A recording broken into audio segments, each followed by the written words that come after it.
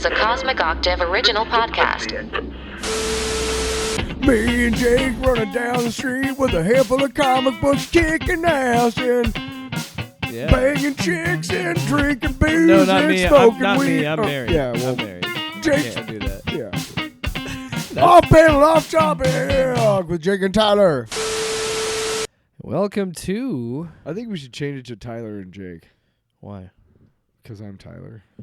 Yeah, but J comes before T in the alphabet, dude. We talked about this. You know, Okay. I mean, I made up the theme song on the spot. If we're going by last name, then yeah, you go before me. Well, Alan, no, hang on a second, because I mean, I made up the song on the spot, and naturally I said Jake and Tyler, you know, so yeah, because alphabetically it makes sense. Well, it makes sense, not rolling off the tongue too. You know, Tyler and Jake. I mean, the show itself is just called Off Panel, Off Topic. You kick off the K, the Jake Ken Tyler, and it's Jake and Tyler, you know. Yeah. But if you do Tyler and Jake, that's like an extra syllable out of nowhere that you just don't need. Just get it out of there. Jake and Tyler. Yeah. Tyler and Jake. You know, that's like what? Together forever. All of a sudden you're Tyler and Jake. Nickelback or something? Right, can we get this fucking show started? Are we please? doing a show? Yeah, right now. Really? Yeah, Jake, that's me. Tyler, that's you. Holy shit! I thought we were rehearsing. No, this is live at the time because it's recorded. It's live while we're recording this. Yeah, no breaks. Yeah. So yeah, it's a very relaxed episode. If you can't tell, episode 108 of Off Panel, Off Topic. Well, with the strikes and everything, there isn't a ton of things to talk about, which we prepared for that. So we said, we're going to do as much news as we can, but we're going to have more fun, more evergreen content, as they say. We're bringing back an old segment. Sorry, that's my leg rubbing on the table. I thought some phone was going off or something. Anyway. A couple fan films. Now, normally we wouldn't cover this, but there's just so much weird controversy behind both of these movies, and they both kind of have similar plot threads in a way. They're different, but they have similar ideas. They're different but the same. Yes. And then we're going to finally cover an episode. Is there only one episode? Because I looked it up. So we're going to cover the pilot episode of Pryde, Pryde. Because that's Kitty Pryde, yep. Of the X-Men. We're going to finally cover that today. Yeah, and as we spoke about when we did our first or second RoboCopalooza, I looked up on the last one we did, we talked about it, yeah. Yeah, the Wikipedia page, it says, because there's only 21 episodes. And normally, or there's only 12 episodes, normally there's 13, but they took that money to make Pryde of the X-Men. Yeah. And when we get to it, I have some really astonishing trivia. And it's kind of crazy that you brought it up because it's a lot of people. I looked it up on YouTube to see if they'd exist because you found the pilot on YouTube. I'm surprised that Marvel hasn't. I don't think they care. I think New World Pictures owns it, which whoever they are. But now.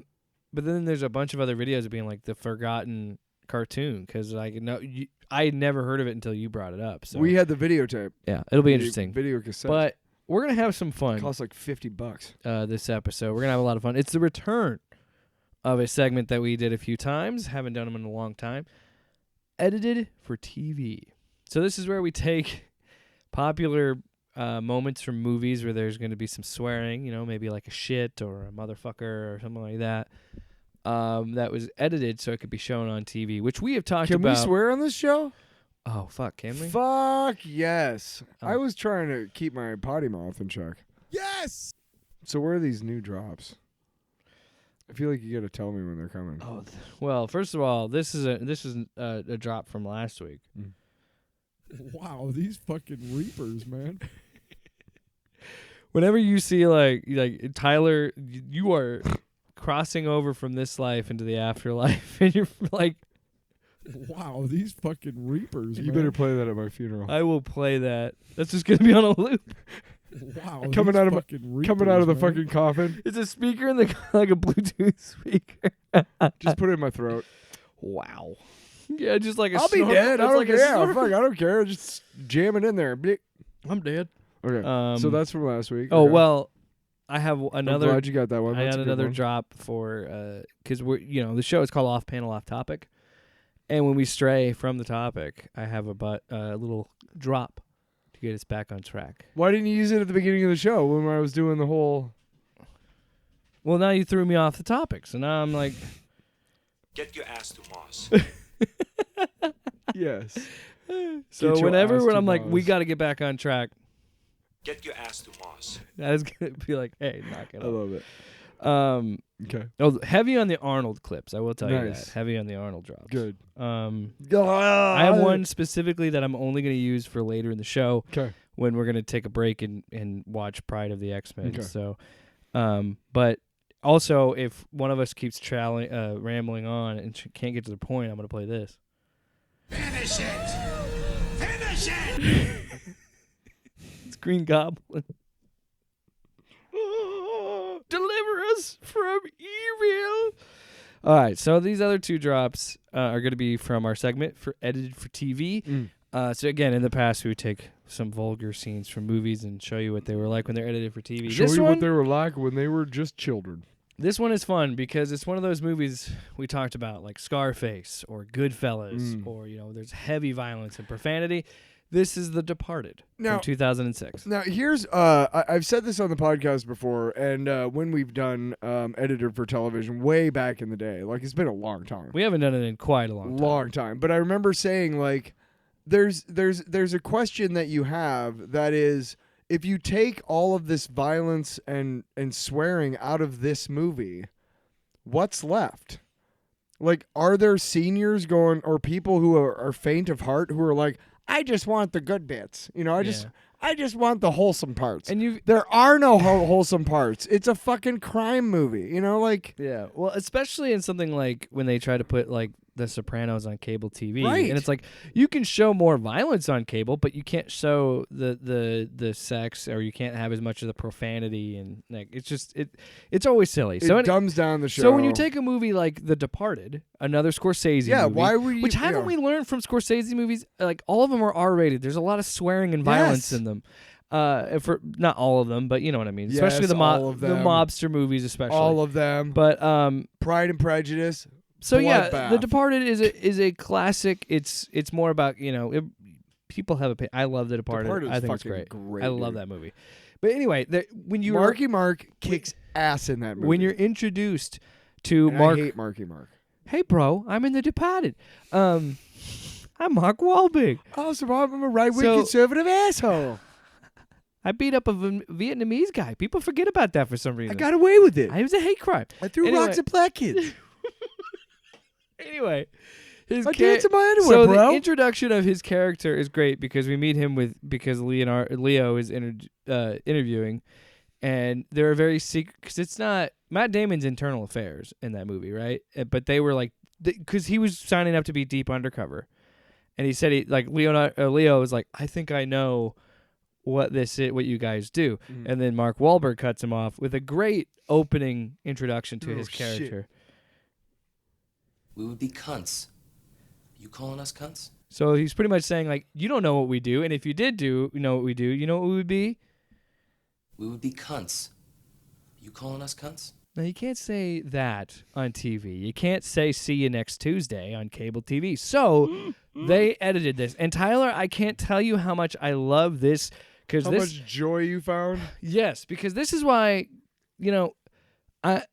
the strike is going to make us do old segments again, and I'm glad That's fine. I came back to this Because you segment. know what? Some of them need to be dusted off. So they could not have been bothered to even try and get Mark Wahlberg in the booth to do some ADR. It doesn't even sound like him. It clearly sounds like it was like something that somebody fucked up. Like, like in a radio ad where they're like, clearly you can tell at one point they had to do a quick edit, and then you can, it's like dry for like a second, and it's like there's no music, and it's just at this location, and then it goes back to the music. That's what this is like. Okay. So I can't wait. Because we're both in Obviously- radio, so bad audio is yeah, like, you're gonna love it's this. bad for us. One more time, Okay. for comparison's sake. Well, one more thanks, time. because we want to hear that word. Well, I just We would be cunts. You calling us cunts? Okay. We would be sloppy. You calling us sloppy? I didn't doctor that at all, dude. We would be sloppy. Listen to Do it this. again. They, again, could not So- be bothered to no. get him in the studio. We would be sloppy. You call it sloppy. They couldn't even bother to play the dude who they did get to do it twice. They just looped it. We would be sloppy. You call it sloppy. You know what I mean? You They better, just looped the dude. sloppy. dude. That's fucking crazy. It's We would be. we would be. We would be sloppy. You call it sloppy. They didn't even try.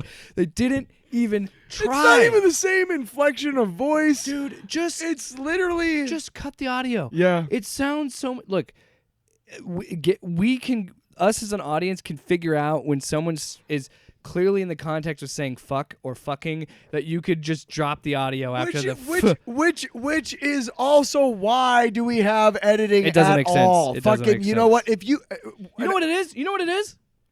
Sloppy. You know how much gold that is?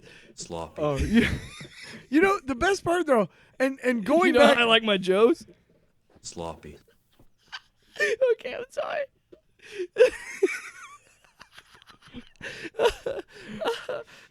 if you saw my room, you would accuse me of being, Sloppy. or my car, you would accuse me of being. Sloppy. Generally, anywhere I've lived. All right. Get your ass to Moss. So, the original point that I made is like, you know, what's left of these movies. So, here's the thing: why are we editing these movies? It doesn't make sense. It does make sense because we live in an age of rampant capitalism where there's fucking 170 channels and they need content. Yeah, they need some to fill the time. Yeah. And these fucking like these now there's digital antennas, so there's all.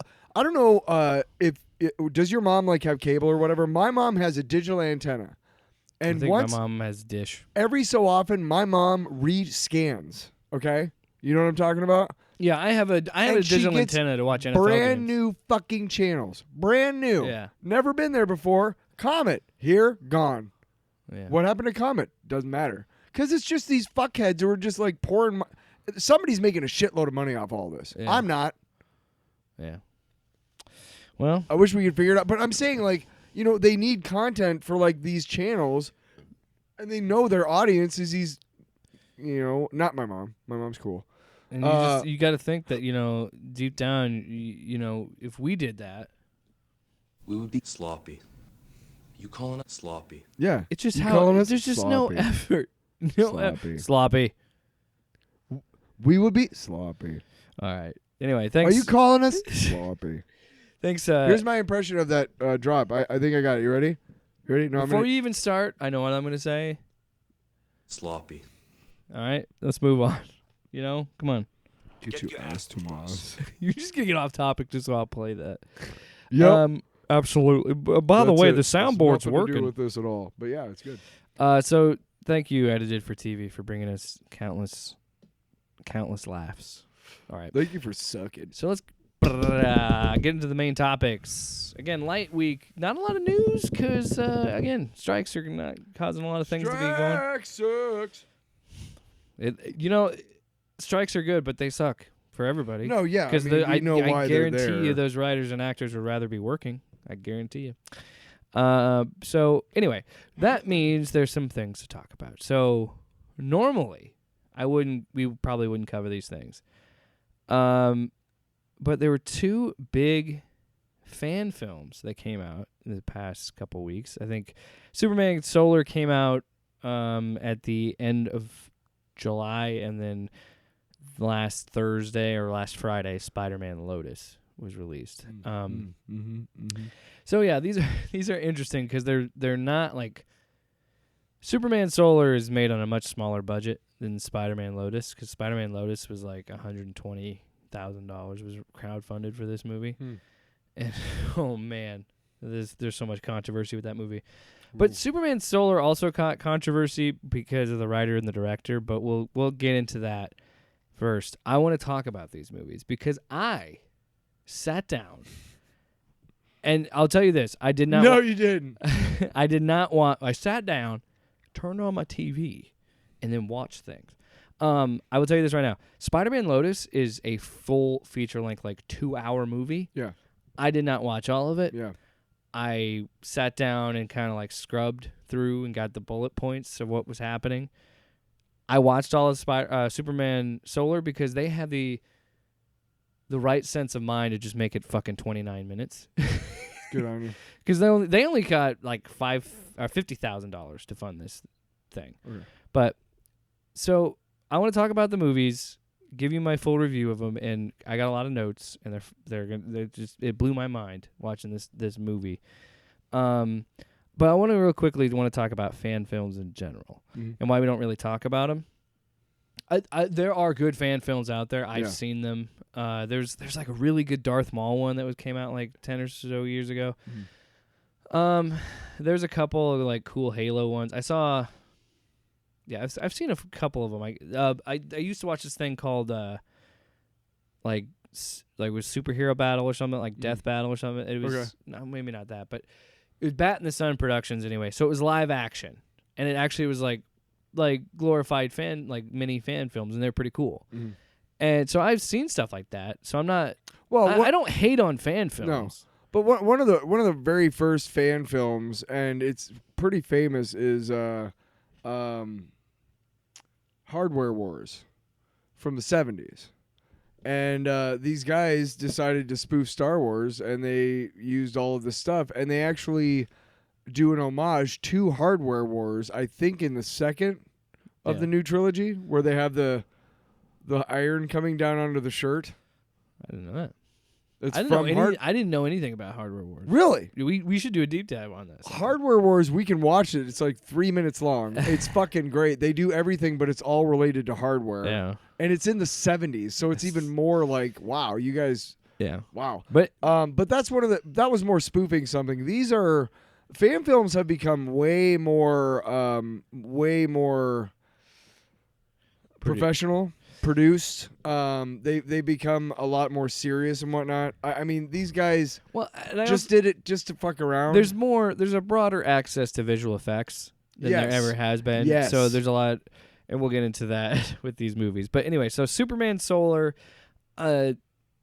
got some flack because I saw people sharing it with Spider-Man Lotus, like the racist cinematic universe. Won't die. Yeah. But I don't know if I think this guy's racist. I just think I don't really know. What happened? But well, what's going on? So the controversy behind this movie, because both these movies have controversy. The controversy behind this one is writer-director Andrew List, who he's done visual effects before. He's also a veteran, and I only mention that because he makes it part of like one of the things that he talks about. But he had some interesting opinions on his Letterboxd. Are you familiar with what Letterboxd is? Yeah. It's a movie reviewing app. Like I don't. I think you're talking about widescreen or Letterboxd. No, Letterboxd is what you do is it's kind of like it's like a movie review social media. So like you go in, you watch a movie, you rate it, whatever stars it is, and you give it like a little review. Do they have that for music? What caused his controversy was people noticed that he gave Sound of Freedom 5 stars and said, quote, "See it for yourself. We must protect the children. What a terrifying world that's hidden in plain sight," which made people notice the popular theme in QAnon. So I don't know. But I don't know I don't necessarily think this guy is racist. I'm not here to say that. But he's not helping the allegations when you look at things like this. And again, I want to make it very clear. It's okay to not like Jordan Peele's movies. It's okay to not like any movies. There's nothing wrong with it. But I just find it fun. People pointed this out, which I did think was kind of funny. And I'm only using this as comedy. But Jordan Peele's Get Out got a 1-star review from this guy. Us was 2 stars. So then people were making jokes like he's not really helping the racist allegation, like as a joke. And then I was like, wait a minute. Is there a little pattern here? So he gives the Batman... Matt Reeves is the Batman, 2 stars, stating, it was 3 stars, sorry, stating that Catwoman should have been cut from the movie completely and had her beats in the story reworked, and then made a weird comment of like, oh, she claims to love all these cats, but then all these cats just live in her apartment and she just leaves them and they don't get fed or anything like that. And I'm like, it's a weird thing to put in there. And of course, Catwoman is, what was her name? Zoe Kravitz. Kravitz, yes, Zoe Kravitz. And she's, half Biracial. black. And then some other funny things that I noticed. He gave his own movie when it was on Letterboxd. It got taken off. I don't know why. But while it was on there, he gave it 5 stars and was like, well, I am a little biased, but gave his own movie 5 stars. And then I only bring that up because he says Dune from 2021, he gave it 3 stars. However, he said it was interesting moments, visually beautiful, and relatively pointless film. He also, again, I want to go back to Catwoman. He said her thing was pointless. Somebody pointed this out on Twitter, was like, I love it when someone says something in a story is pointless, but then doesn't describe how it's pointless. Right. Because then you could just say every work of fiction is pointless. Duh. If you want to look at, and that's a really shitty way to look at life, but that's one way you can do it. I don't know. That's my So I want to be gig, all clear. right? His little chunk of controversy is not nearly as big as the Spider-Man Lotus one. Gotcha. I know more about that and care more about that than the fucking movie itself. I told you I didn't watch that. I scrubbed through it, got to the beats. I wanted to look at the things I want to look at. Anyway, So describe. I watched all of Superman Solar for us. So I'm gonna pull up my notes because Your nuts? You're gonna pull out your nuts? pull out my nuts. Holy shit! Crack 'em. Wow. So here we go. Superman Solar. So the movie begins with like this really like twangy, good old fashioned American town guitar, because we're in Smallville, and it's a football Friday night. And on Fridays, the town shuts down. Smallville, Kansas, football town. Smallville Eagles. And I also know that they're only called the Smallville Eagles because of how this opening scene was shot. Clearly, there was a high school football game going on, and that's where this guy got his B-roll from. He just showed up with his camera and just filmed like a Really? chunk of this football game. Really? Because it's super long shot, right? At one point, I'm pretty sure you can see the fencing a little bit in the shot. So look, I don't want to hate on it because it's like that's an indie filmmaker move. Sure, but There's not really. I mean, yeah. People do it. It's an event going. It's like going to this, Yeah, like filming yeah, the circus. yeah, You know what I mean? yeah, It's like yeah, going to film yeah. at the fair. Yeah. You know what I'm talking about? Yeah. It's still, it's still funny because it's like we are a minute and a half into this movie, and you were already like showing me that this is not clearly an authorized thing. And what's even funnier is you can also clearly tell the stitched in later audio where it's like, I don't even think the announcer in the scene, I don't even think says the quarterback's name. He might. I think he says the quarterback's name, but I know for sure when the quarterback throws to the wide receiver, he only says number 19. And then it's like, it's a 10, the 5, touchdown. And it's clearly like somebody just saw this footage, said, hey, get in a booth, record this. He did it. And it's clearly like, didn't even have could have been Johnson or Williams or, any number of names that you could just to be like, number 19. It's like, come on.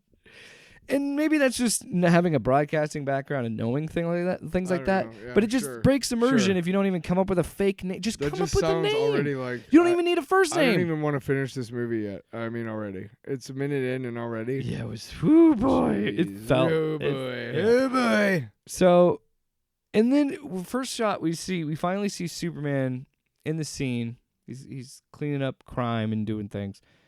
It Doing sounds like he was recorded in a different area than the other person was. Like the sound mixing throughout this whole entire movie. I understand this is a fan film. It's amateur. Right, but editing. But dude, he has experience. He has a background in like working with visual effects and stuff. And so he's been in the editing process at some point. You would have to think that somebody would teach it, or he would know, or somebody would teach him how to sound mix. But again, that's also me coming from a place of like audio and sound mixing, and even I have knowledge of that, and even I mess those things up. I understand. But yeah. but you could go back in and post and re-record it because it might not.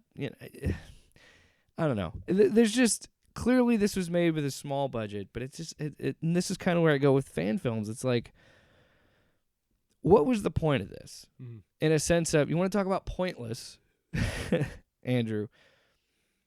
This is the problem I have with fan films. I understand on some level where these people come from, because I feel like most creative people, if they're really invested in a character or a series, that they can envision themselves writing. You and I have talked about this. I've had ideas for multiple different like DC characters and Marvel characters. Like, this would be a cool story. This would be so. I understand that appeal of making fan films, but at the end of the day, it's like you're putting in all this work, you're doing all this effort, and like maybe you could show it off in a demo or portfolio type deal. But other than that, you can't make money off this. You don't own this property, so why not clearly take that creative spark? So and you know, do something else, do something original. It's eating away at me. Why the fuck are we watching a football game to start this Superman movie in Smallville?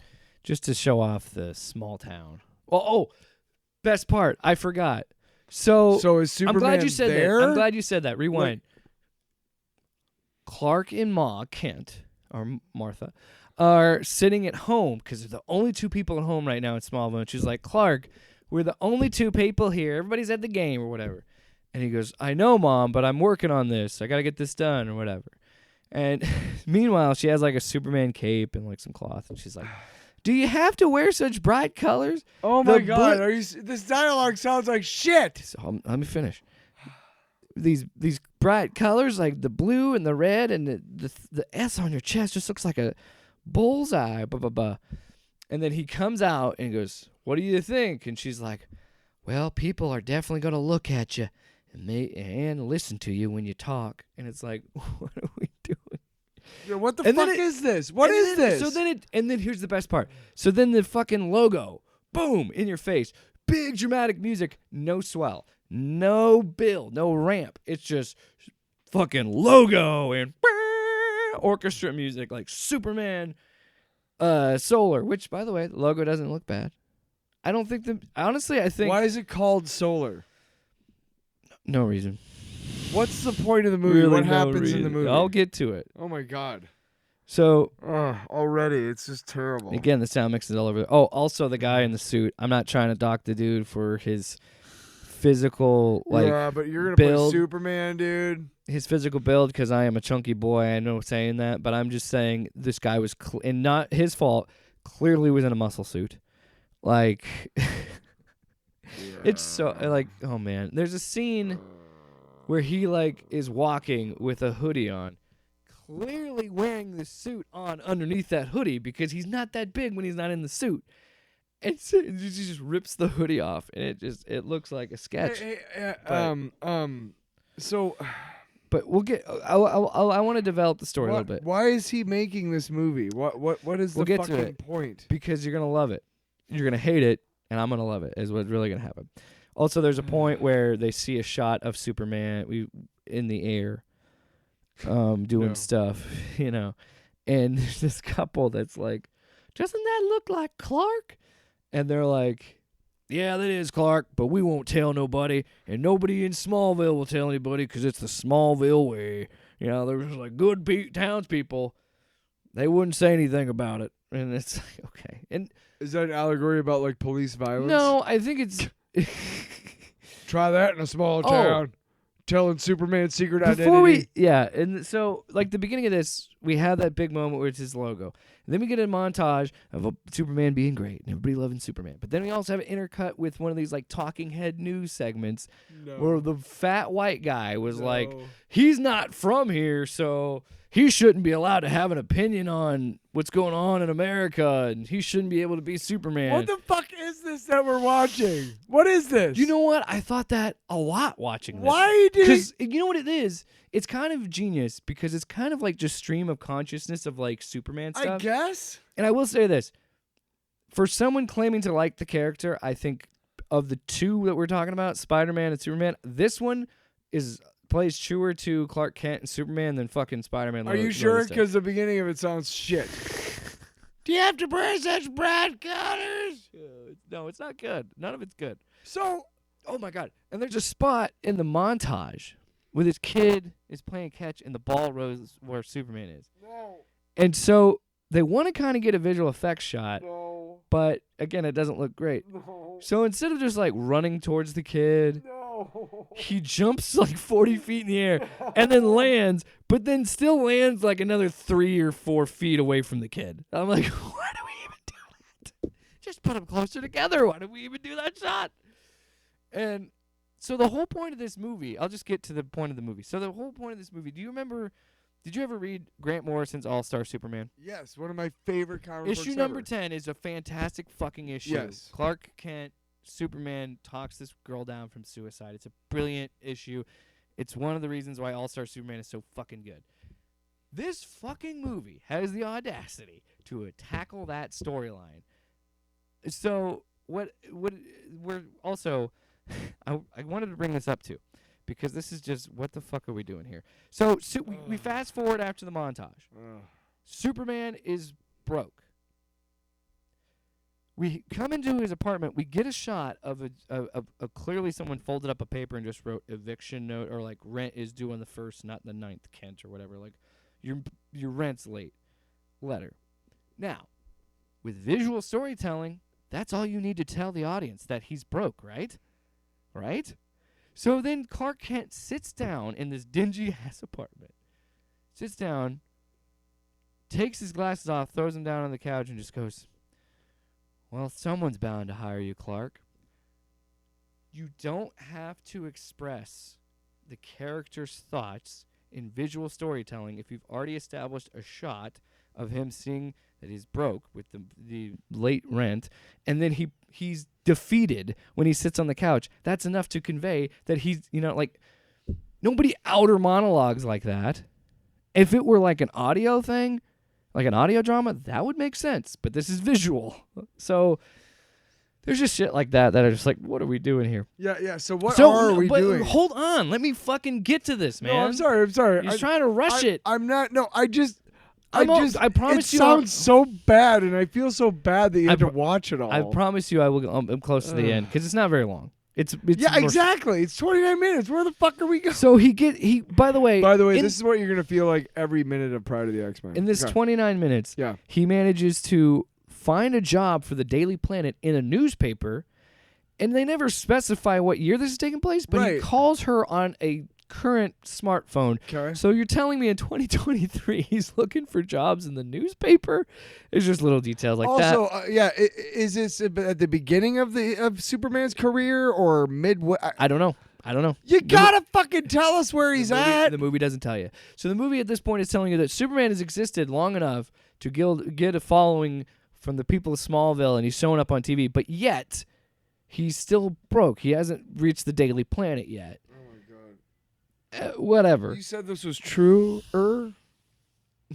No, there's moments that you can tell. I don't want to say truer, but I want to say you can tell there's a heart behind it. He kind of, if not a brain. This guy you can't make a good Superman movie with $50,000. I'm sorry. Are you sure? I could make a better fucking movie. Because you know what happens? You have these two movies, two fan films that are about two characters that are it's similar in a lot of ways, but very different in a lot of ways. Where you have two fan films where they both kind of have a similar plot, where they're talking to some dying kid or some. So this movie, the whole point of it is Superman is trying to talk this kid out of committing suicide. They go to the top of a building on a very obvious green screen. I mean, it's like, what are we doing? And so again, he's trying to do a little bit of that Grant Morrison storyline in a muscle suit. Yeah. And how the movie unfolds is Superman's giving flashbacks, which is again something similar to what Spider-Man Lotus does, which is funny to me. But it's just so in these flashbacks we find his first meeting with Lois Lane. And it is it's really interesting. No. The first flashback we get is him with Pa Kent. And it is clearly this was made with friends and family and not actors. And I don't want to say that to be mean to these people, but wow. This is supposed to be this big inspirational scene. And by the way, because we don't know what timeline we're at, where Superman is in his life, he's just wearing a backwards hat with a Smallville shirt underneath like a jean jacket to maybe suggest that he's in high school, but it's the same actor that's playing Superman now. I just had to bring that up because it made me laugh, because the whole time I'm like, he just has a backwards hat on that makes him younger. So then after that, we come back, and then he's like, yeah, he's still talking to the kid. The kid's like, I don't know, I still want to end it all. So then we go to another flashback. It's Lois Lane where we meet in this. And I got to say this right now. Lois and Clark, no fucking chemistry in this movie. None. And again, it's just, this is what happens when you do a movie like this with not real actors. Quote of this. So she's also very combative because she's a member of the press, so she has to be combative to Superman. Pretty much saying like, oh, well, what makes you decide? He goes, I'm not here for any political reasons, or I don't have any agendas. I'm just here to do what's right. And then she goes, what? Who says what's right? And he goes, well, I do. And she's like, well, wouldn't that make you like a dictator or whatever? And they go back and forth. And the final quote that made me laugh, quote, Lois Lane, no one asked you to do this. Superman, no one asked me not to. Cut back to talking to the kid again. Then we get another flashback, and the big fight that we're going to see here is in a desert with Brainiac. And I can't tell you how bad of a fight scene this is. And so they fight. He lands, hands shaking. We get a POV shot from the back of Clark's head. His hands are shaking with blood on them. And we look at his face, but no blood on his face for continuity's sake.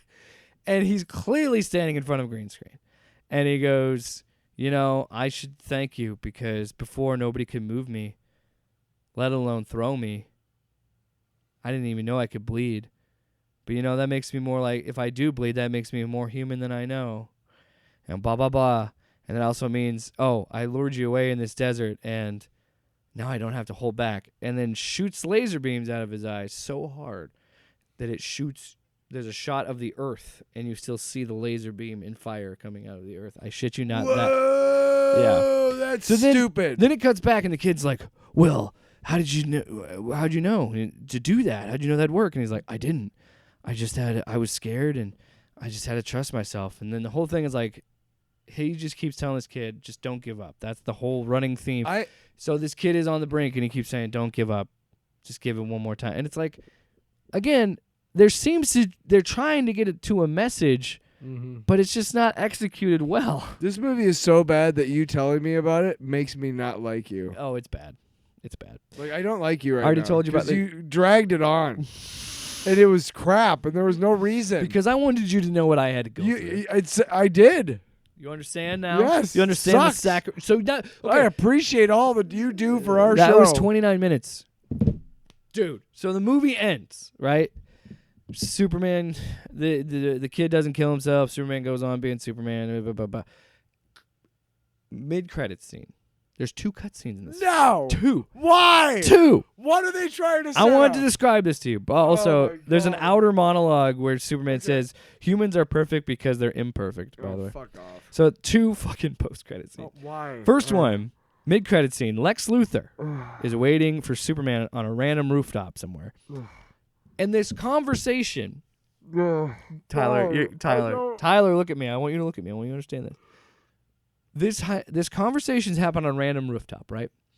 And clearly the director was trying to make this conversation a little bit more interesting because he was trying to set up something that he doesn't even know if he's going to be able to make, right?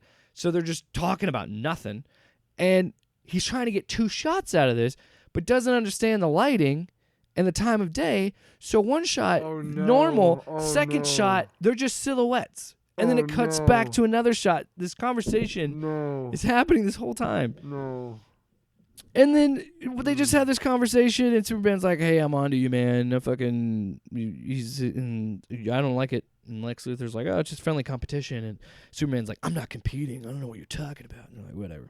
Then it just... Oh, why? Then it cuts to a LexCorp lab. And he finds his fucking power armor, and that's what that sets up. Then we've had the full credits. Then at the post-credits, you better believe I just skipped to the post-credits, Superman is walking, and it's raining and thunder and lightning, and it's just, dark, and Superman's walking in a random alley. Black Adam. Listen, he's walking in a random alley, and guess what he finds in this alley? Maybe he's in Gotham, because he finds a batarang, and then looks into the sky, and there's a bat signal, and then that's it. That's the stinger. That's the final cut scene, the last fucking thing you see. And I just kudos to the balls on that guy. Yeah, I'm done. Okay. All right, so that is Superman That Solar. movie was so bad. The description, not the description, I checked the time you twice. You gave such a good description of the movie that I can tell how bad it was. Yeah, I don't. Yeah, it's a it's a movie. And I don't know what this whole controversy. I don't know if this person is a QAnon person. Maybe the controversy is you should not make movies because you don't understand it. Yeah. I mean, good for you for trying. I want to make it clear. But these are basic fucking rules of cinema. Look. Basic fucking rules. I don't continuity. We're just talking about it like we would a normal movie. I don't want to I don't really care about this dude's Letterboxd reviews. I just thought it was funny. I don't know what their political views are. I don't care. I just didn't try to watch this, and I don't want to. I feel bad for shitting on it because I respect that he did it. And yeah, that's awesome that he did it. But it's the room of superhero movies, and it's like, dude, it's bad. That's I feel like if you get a chance to raise $50K, or in the Spider-Man movie's case, 120 some K, you should have crowdfunded that for something original, or tried to do so. And I know it's so much easier to rely on a like Superman, these iconic characters for so many years, but you can't make money on that. And I'm not saying like from this, I'm not saying to create things for profit. You don't make art for profit. And I understand that. But at the same time, if you're going to hire a crew and shoot this shit and do trying the best you can, why not do it something with something that you created, Yeah. And I don't know. Again, I understand the want to do it. I thought I wrote some scripts for fan films that I wanted to make. I do covers on my albums and shit because it would be easier. Well, not easier, but I mean, you have a song already written by somebody else and recorded. You love these characters. You love this music. You love these songs. But the legalities of the thing, like I wouldn't be able to sell. Yeah. I'd have to pay for 25 streams, and that's like $100. And I think everybody should get paid for their work if they're going to work on a movie or an album or whatever it is. The point is that it's cheaper for me to make my own shit. So than we're gonna to try and cover other stuff. Thwip. We flew away from Superman. I think I need a break after that. Well, we'll get through. I won't go as in depth on Spider-Man. Okay, good. Lotus, God damn, dude. Because the controversy is much more interesting than the movie. So, back in like 2020, late 2021, I think they announced that this fan film was being made called Spider-Man Lotus. Okay. And it's going to be written and directed by Gavin J. Knop. I think it's Knop. Mm-hmm. He is the writer-director on this. It was like it even got some traction where like there was Andrew Garfield and there was John Watts. John Watts was the guy who did the MCU Spider-Man movies. They had like shown support for it early on. And there was some interest. But then it hit controversy a year ago. Why? So in June 2022. Why? Which, by the way, I'll tell you the story. It's 2 hours. Tell me the story. Real quick. It's 2 hours long. The story is 2 hours long? Yes. And let me tell you this, Tyler. There's only like 3. 3 fight scenes. So like the first one is the one I've seen the most of. Is it's the beginning of the movie. Jesus, big farts over there. Cooper, come on now. He's just like, yes. Well, yeah. Also, with this whole movie's production, all I could think of was Godspeed, Spider-Man. Does that mean it was good or? No, it's bad. No, so the main plot. So the thing I wanted to talk about too, which is why I don't think this guy understands Peter Parker and Spider-Man, because in the first fight, he's fighting Shocker, which Shocker isn't shooting shockwaves. Remember, Shocker shoots shockwaves out of his arms, right? Because it's a shockwave. Shocker makes sense. No, he shoots lightning in this. No, use Electro. Yes. Anyway, he's gonna throw lightning at Spider-Man. So here's what Spider-Man does: runs up, webs a guy in front of him, throws that guy in front of the lightning that fucking Shocker shoots at him. Then there's 2 other guys. He webs them, knocks them together. They get hit by the Shocker thing. Are these bad guys? They're goons, yeah. But still, but Spider-Man doesn't kill people. That would kill someone. So wait, it's killing these guys? They fall down and they never get back up. I'm just saying, dude, if someone but true, yeah. He throws would not, a lightning bolt, he would not. regardless he would of never bad put guy or good citizens- guy, yeah. He would never do that. Peter Parker would never do that. Even bad guys, he would, yeah. Because great example, Dan Slott, when he did the Superior Spider-Man, Octavius said he pulled his punches every time. He could have just ripped through people, and he never did. Because Peter Parker doesn't kill people. And so, like, that right there, I'm like, he wouldn't, even if it wouldn't kill them, he would never put, even if they're goons, he wouldn't put them in harm's way like that. Like, Now I want to see an alternate universe series where Spider-Man like goes bad. no, we get that with everything. But yeah, anyway, but it'd be cool with him. so that happens, and then we go to It'd be cool with him. that happens. He stops Shocker, whatever. Then we go to Gwen, MJ, and Harry and Peter going out. So MJ and Harry are together, and Gwen. Yeah. So 60. And the whole time, like, Gwen is like looking distant and like not interested. I'm gonna be honest. I don't even think her and Peter really talk much in their whole these little actors? scene. Yes. We'll get to the Peter Parker actor in a minute. No, but I mean like compared to like the No, solo. yeah, these are clearly like an actor and not just a Okay, guy and gotcha. some friends. Yeah. So, but after the whole dinner, then we get a surprise of Peter has a ring for Gwen. Which again, if you're watching this movie, you're like, okay, I don't really see how they're together or anything because they don't really interact with each other.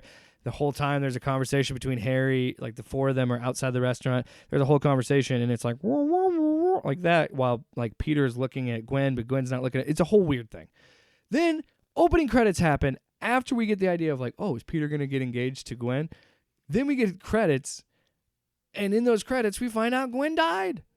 Gwen's dead. So. What do you mean in the So credits this whole, we find out? Okay, I'll get to the point of it. Because you clearly don't want to like. No. I mean like. No, I know. I'm is trying it to get a to it. montage in the credit? Yes, that's the montage of that. Yeah. What's the I'm deal with the trying montage with these guys? I don't know. But anyway, Those are not good for movies. so anyway, the next scene we get again, how I don't think this guy understands Peter Parker. Yeah. And then I'll jump to the. I'm not mad at you. I just want to hit the bullet points. I'm mad at this guy. I want to hit the bullet points because this movie's fucking boring. All right, so MJ meets up with Peter. She's got a letter in her hand and like tries to comfort him. Like, hey, I'm there for you. And he's like, you never cared, and blah, blah, blah, like treats her like shit. Says like he's just mean. And I'm like, again, Peter would take kindly to that because Peter is a sweet, sensitive person. Yeah. And so that whole thing happens. But then we find out that the letter that she had with her, the envelope she had, was a letter from a dying kid that wanted to see, terminally ill child that wanted to see Spider-Man. What's the fucking deal here? So the whole point of this movie is supposed to be Spider-Man processing his grief about the death of Gwen Stacy.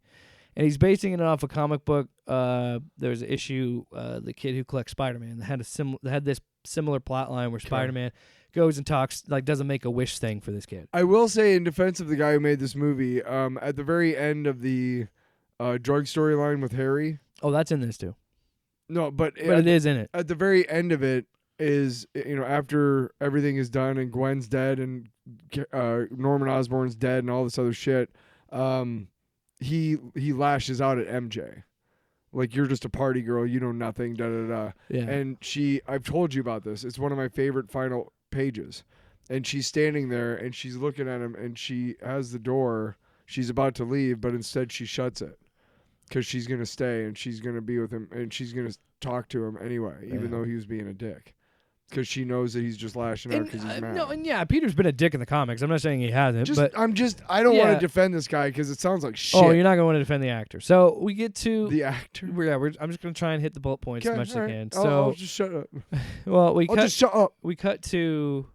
It sounds terrible. Spider-Man being out, like sitting out sulking on the building. That's the thing. It doesn't feel like a Spider-Man movie at all. It's like this gringy. It looks like Batman, but Spider-Man skin on it. Like it's if like somebody made Batman Arkham Knight. They're playing it on PC and they put a fucking Spider-Man mod on it. Is what it's like. So yeah, he's like sitting out there, and then he has a flashback of his fight with Green Goblin. The Green Goblin costume. Oh no! This fight is so bad, and I think Gavin knew it was bad and tried to cover it up as much as he could. Who's so Gavin? the director. The shot is he's sitting there, it's raining, and he's like looking out, and then we go into the scene. The scene's happening. And this is how you could tell they're like, it blows my mind that they had all this money and they couldn't do this shot. So we see the Green Goblin, who looks traditionally like the comics Green Goblin, but his mask looks like it was from fucking Spirit Halloween because like the mouth doesn't really move. So the fight scene is very quick because they're like, oh, this looks like shit, so we got to shoot around it. So that happens, and then we hear just an explosion of a pumpkin bomb, but we never see it because that audio is there. But there's a shot of just him sitting out sulking still, but it's like this really stylized close-up shot of Spider-Man.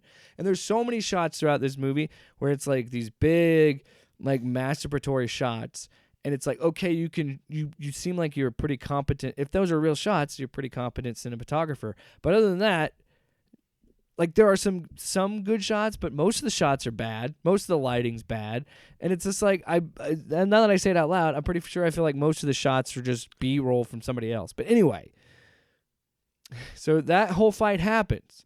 Then we cut, so we don't see the bomb, but then it cuts to his fucking costumes all torn up, and Goblin and whatever, and Gwen Stacy dies somehow. I don't remember. I don't care. So then we finally.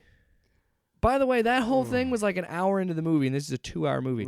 So then we finally get to him with the kid, and then, again, not understanding how Peter works as a character, tells the kid that, like, why do you look up to me? Why do you care about me? Why not, like, Captain America or Thor? Why am I so cool? Like, he's super emo about everything.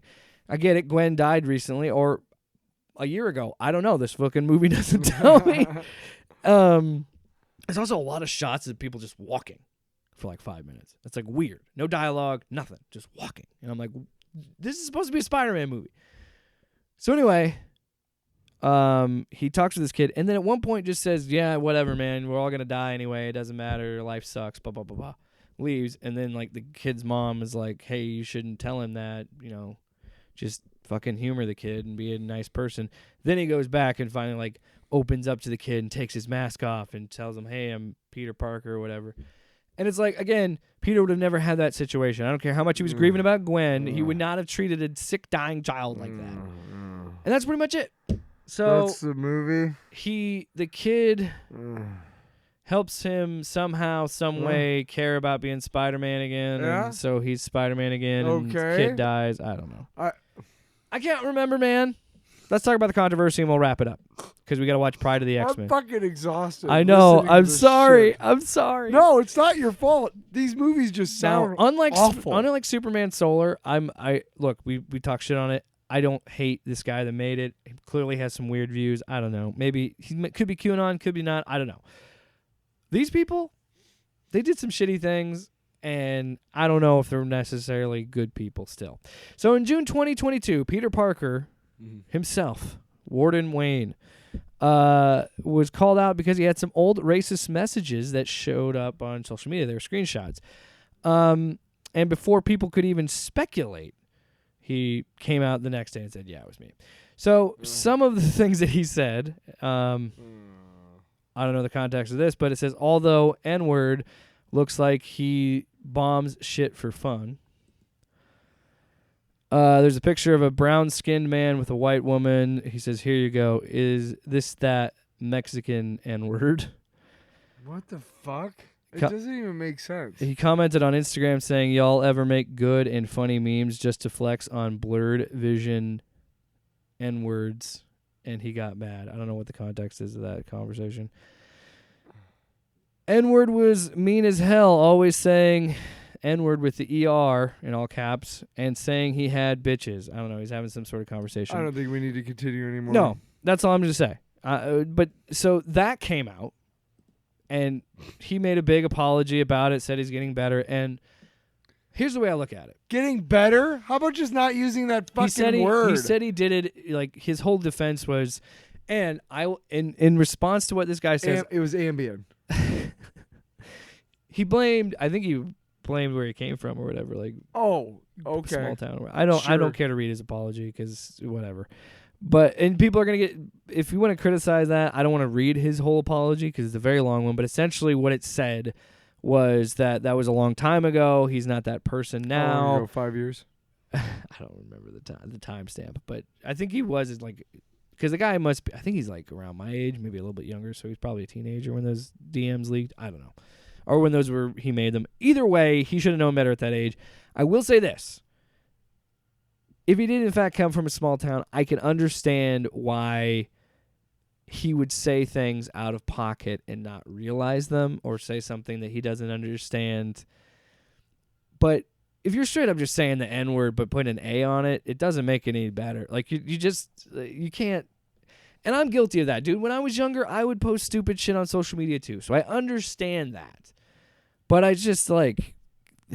Oh, dude, I'm lucky I wasn't, social media wasn't So I around understand that, and until I was in my want to have a 30s. little bit of grace, but then I find out more about this Gavin J. Knopp guy, and I'm like, well, he's kind of a shitty person. Gavin J. what? Knopp, I don't know. I don't care. Shortly after, writer-director Gavin J. Knopp chimed in on Twitter, defending his actor, claiming he's not that person anymore. So he's pretty much saying, hey, we need to let people make these mistakes. And I can understand that to a certain level. And to be fair to Warden Wayne, I haven't seen racist things since from this guy. So Also, your name is fake. Warden. Who names their kid Warden? Warden Wayne. So he came out and defended him. He's like, hey, he's, you know, it was a long time ago. But then a few days later, Knopp got into hot water because he's similar to Wayne. He had messages with racial, homophobic slurs and even used the R word. Yeah. So, and I've seen him, and yeah, I'm not going to repeat them because I already repeated some of these. So yeah, that was bad. And then after that, the guy who plays Green Goblin in the movie, he came out and defended Warden Wayne in the controversy. He said, what did he say? He pretty much said, let's pull it up here. Let's pull it up. So yeah, when he was talking about the whole controversy, the guy who played Green Goblin, he said, to be honest, I have more of a problem with the overall sentiment that his use of the word, N-word, that doesn't sound like Gavin to me, but you never know. It's like, dude, you don't need to say it. We know he said it. And yeah, what do you mean that doesn't sound like he wrote it? Yeah. And he posted it. Yeah. I mean, what? Okay, are we done talking about these? Yeah.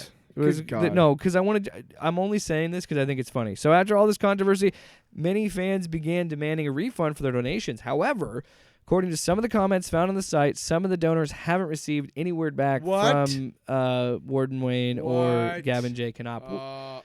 Also, the hubris of this fucking guy, too.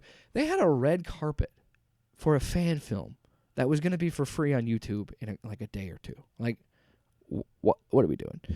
And then one final nail in this movie, one more final controversial thing I want to talk about, and then we'll get to the fun stuff of Pryde. See, I put Pryde at X-Men later because it's fun.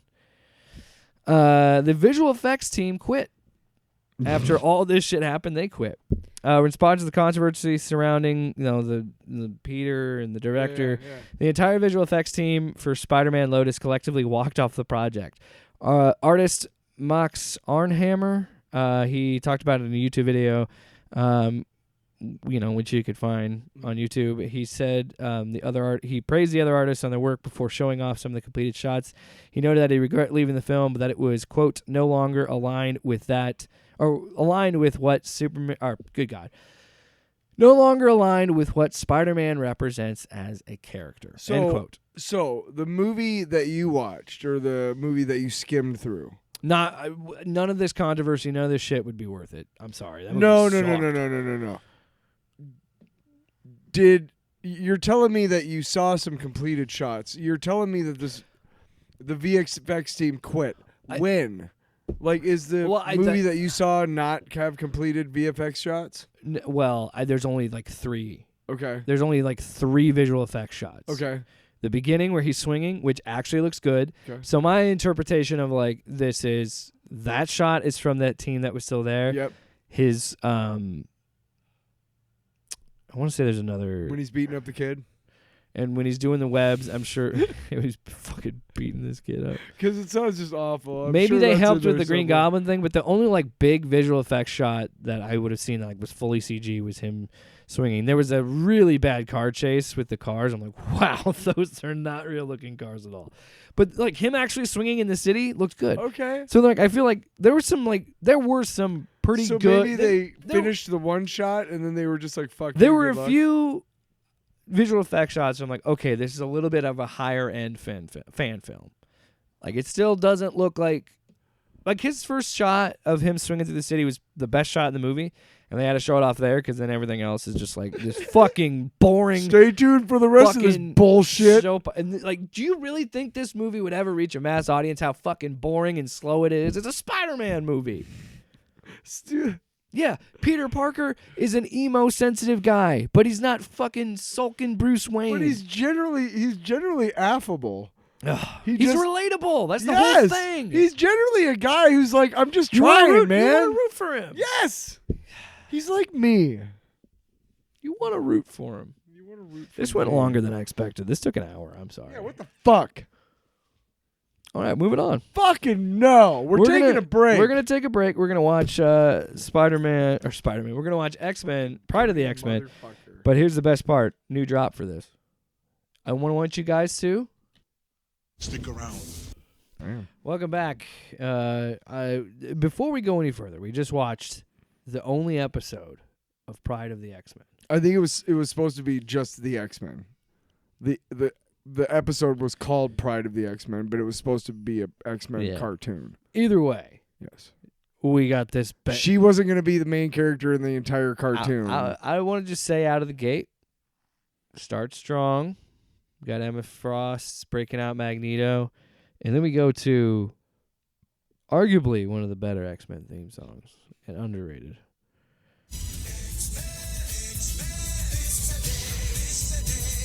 What's he saying? This today? Lives today? On the news. Dude, this sounds like Striper or some shit. Sounds more like Whitesnake. Oh yeah. X-Men. Here I go again on my own with the Wolverine who's gone in Australia. What the fuck? Finish it. Yeah. Finish it. You got nothing else? That's it? All right. Anyway, fucking banger of a theme song. Yeah. So you said you saw that you had like a VHS tape. Yep. So We had to buy it from the comic book store, and it was like $90 it wasn't that weird because like that still for a existed. fucking 25-minute show. My parents were like, "Are you fucking kidding me?" Well, you know what's funny about that is that still like was a common thing when I was a kid in the 90s. But the difference is they would have like 2 or 3 episodes versus just one 20-minute episode. There was no way we could get it anywhere. The only place we could The get it. Spider-Man cartoon I would My get. brother was very diligent about he would order Suncoast catalogs because they had a Suncoast in Cedar Rapids outlet. Yeah. But he was pretty home video diligent store. about like trying to find it somewhere. Yeah. And the only place that we could find it was at the comic shop we went to all the time, Daydreams in the Hall Mall downtown Iowa City. Yeah. Can I just say, this was an interesting episode. So you talked about this? We talked about it with RoboCopalooza, but I think you did say like this is one of those VHSs that you watched a lot of. So I will get it out of the way. There's some things I did enjoy. I love that Stan Lee is the narrator in this. It's pretty badass. And it's kind of perfect because, you know, when you think of Marvel, you think of Stan. Like, you always think of his voice. So whenever that's a part of any sort of Marvel property, I'm always like, oh, yeah. My favorite Marvel cartoon of all time is Spider-Man and His Amazing Friends. Yeah. Watching it through the lens of adulthood, it's a really stupid show. It Yeah. makes no sense. It's really dumb, actually. But there are a couple episodes that are just really big influences on me, and I love watching. There's 2 X-Men episodes of that show, actually, because Firestar and Iceman are members of the X-Men. So that's kind of cool because we get to see the X-Men on, cartoons. But it's not every episode, but I believe there's half of the episodes, or like 5 or 6 of them, Stan Lee does the narration. Yeah. And there was an Incredible Hulk cartoon that came out around the same time. I don't know where to find that, but that was really good because they had like the leader and shit. The 90s one is on Disney Plus. Yeah, but it's not the one I'm talking about. The one I'm Yeah. talking about was in the early 80s, or around the same time. There was a block on NBC. Yeah. Anyway, but he was the narrator for every episode of The Incredible Hulk. In fact, Mr. Mom, if you ever watched that movie with Michael Keaton, Yeah. they're watching a cartoon when he's going to work that first couple minutes of the movie. They're watching a cartoon, and it is from that Incredible Hulk cartoon. I remember very distinctly the episode. Oh. This guy had an arachna robot, arachna tank or something like that. Well, anyway, let's just dive in. Overall, an interesting thing where you could tell it was a pilot because they pack so much in that first episode to try and get. And I don't know the story of why they never got, like, because it is only in home video, so I wonder why they never took that to series or. Well, I think a lot of that DNA. Nobody bought it. And I think a lot of that DNA. They shopped it around and nobody bought it. And I think a lot of that DNA kind of pops up later in the 97 cartoon. But, like, the thing that we got to talk about the most has to be fucking Wolverine's voice. So I wanted to talk about this because, this is back in the 80s. There's no YouTube or anything. Nobody's reviewed this anywhere. And if it has been reviewed, it's in a newspaper where we don't live. We can't look up a newspaper article online. That's not a thing. Yeah, you don't have So, like these niche YouTube channels that cover this stuff. If we don't have a magazine or an indie magazine or something that's reviewed this, then we don't see a review. Yeah, like Wizard period. Magazine or something like that. That wasn't even but that was later. Yeah, you're right. But so we don't know anything about this. We're just really excited. We can pop it in and kids. Here's the shit about the bear. And we're just like, what? My brother and I paused it, and we're just like, what the fuck? Like, my mom were like, boys. What does it say? What are you talking about? We're watching the fucking movie for the first time, and I did Wolverine's voice, his first time he talks. Kids, we don't want to witness some little... And we're just pausing. We're like, what the fuck? And my mom's like, Canadian. Boys, He's Canadian. Stop swearing. And we're like, well, Mom, look at this fucking bull. I spent $90 on that goddamn thing. $90. You better like that. So we're just like confused as shit because it makes no sense. Yeah. Every time anybody talks about this, that's the one that goes. Stop looking at it like a fucking dog toy.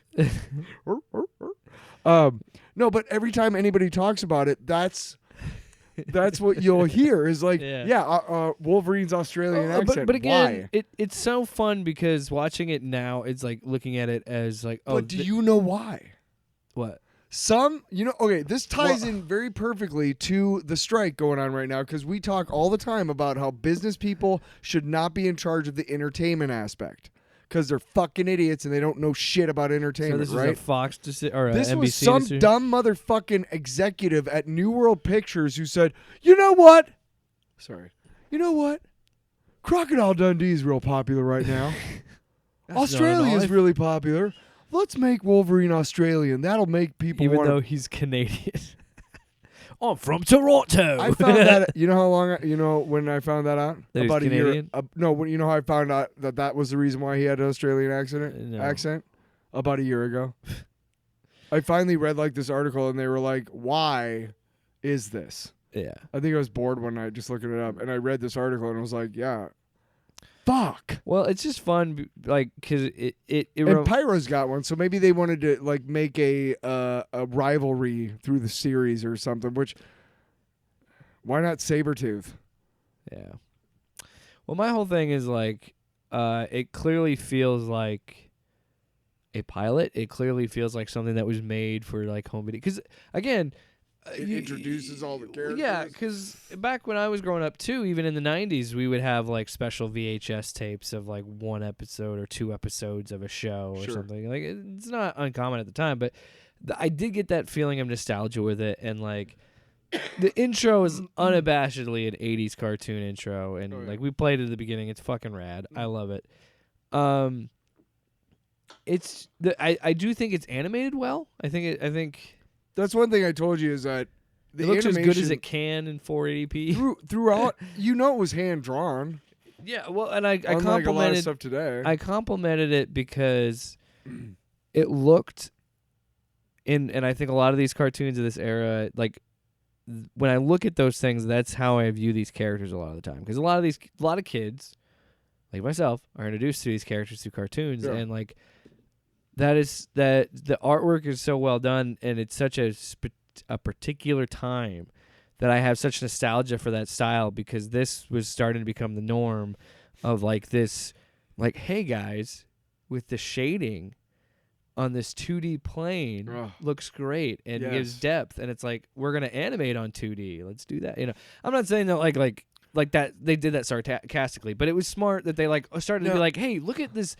Even now in the 80s and 90s, this is still 20 to 30 years of like art history that we have of what these characters look like. This is how we can iterate on these characters. The Scarlet Spider in Across the Spider-Verse was animated like that.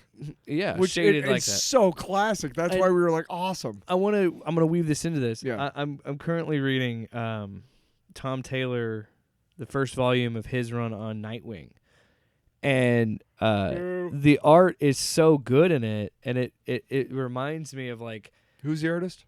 I can't remember the name of the artist. You but fucking dick. It's great. The artist on that book is great, but I love artists. It has that style that reminds me of. It doesn't look exactly like the animation style in the '90s, but it kind of like it is drawn in a realistic way, but still has the shading and the look and the feel. Like if you look closely at the panels, Mark Bagley? No, this came out like a few years ago. Yeah, I know, but Mark Bagley. No, I know, but it's not Bagley. Don't fucking. I just want to get to my point. God. And so there's moments in that book where I see like the when you have comic book art. We talked about this with Into the Spider-Verse, the little dots. I noticed that in the paneling, and it's the same thing here where I noticed the little shading and the little like you said. I can tell the hand-drawn touch to these characters. This isn't because we're bored. It's because I'm tired. We've been doing this for 5 hours now. We take breaks. So we haven't even hour and a half. I've been here for 5 hours. We I'm sorry I have a child. No, but yeah, quick no, but thoughts on the show.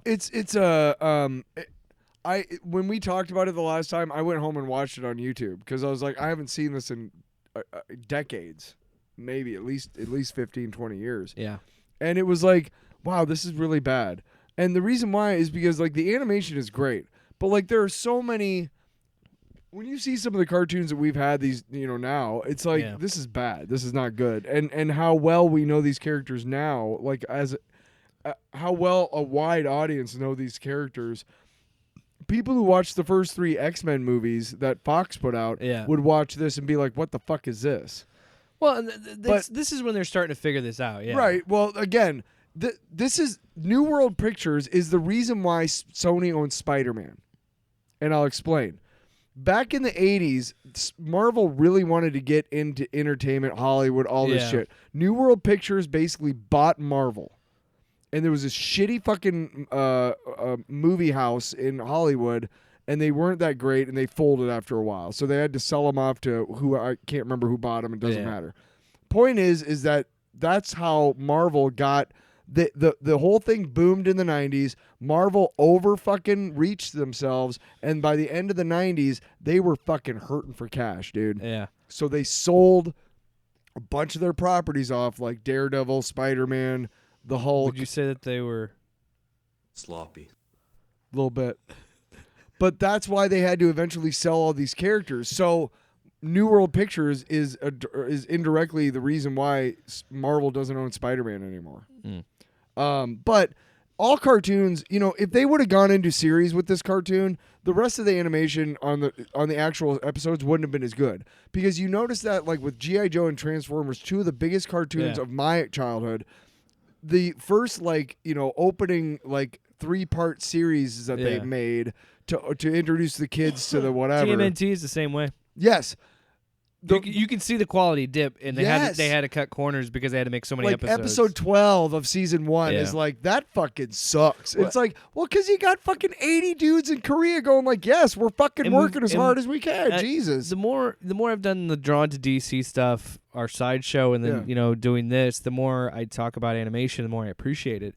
And you understand why they did it, but it just sucks because There's we've said it many times on this podcast. There's a reason Pixar always gets great, not like makes great movies, because it takes so long and you have to be so meticulous about animation that, you know, it just takes time if you really want a good product. And unfortunately, when you're dealing with your market as kids, you want to get as much content out as fast as possible for these kids. And it's like, yeah, it's crazy. That's why the South Park model is so fucking brilliant, because they can make a cartoon in cheap. 1 week. No, Yeah. the with the software they have, you've seen that the behind the scenes of it happen. Oh one yeah, night. South Park Studios and whatnot. But yeah, you've seen about the night that Obama won. Yeah, they had to switch it. Yeah. Well, no, No. Donald Trump won, and they had to switch it because they had it. It was they had it. Hillary winning was the episode, and then they had to rewrite the episode because Trump won. No, this was back when Obama won the first time. Let's just move on. Point is, they had to guess, and they guessed Obama because they had a week to go, or like a day or two to go. They had to guess. They guessed Obama, and Obama won. And if it would have been McCain, okay. I mean, what I said was good too, but you know. What you said was wrong. No, what I said did happen. No, it didn't. Yes, it No, did. it fucking didn't. Oh my god.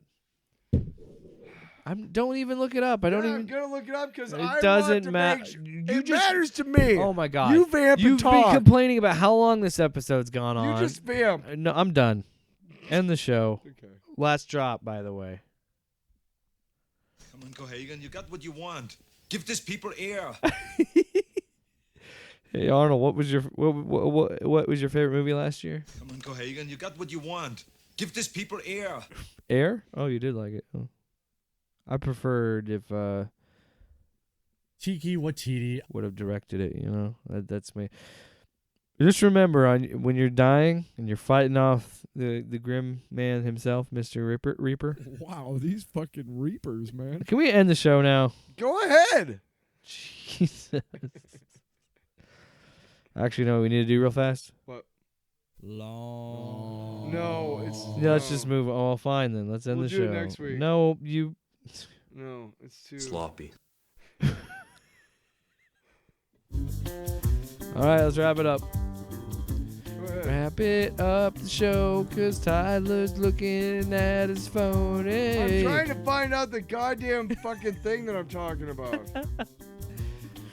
Episode number 108. Everybody thinks that we're doing great. We're not. I'm at the end of my rope. I can't fucking find it. We're done. Go to hell. You walking out? Don't shut the door, Tyler. Come on. You didn't mean it. I'm not shutting the door. Shutting your Shove door, this said, microphone up hey, my ass. you're a dirty whore. I don't feel good about that I'm one. gonna shove it way up there so that you can listen directly to how much anxiety you're giving me in my bowels. Do you feel? Sloppy. Off panel, off topic with Jake and Tyler.